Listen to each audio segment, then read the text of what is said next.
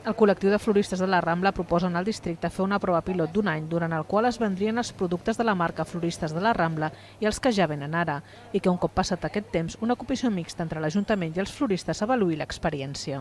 I que sigui el client el que decideixi quin producte és més comercial que l'altre.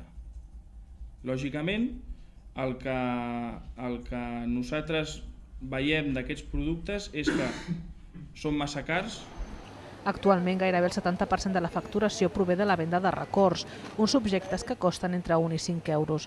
Els floristes pensen que els nous productes no es vendran perquè no s'adeqüen al turisme que visita la Rambla. Estem parlant de que els costos i els preus de venda s'haurien de multiplicar entre 4 i 5.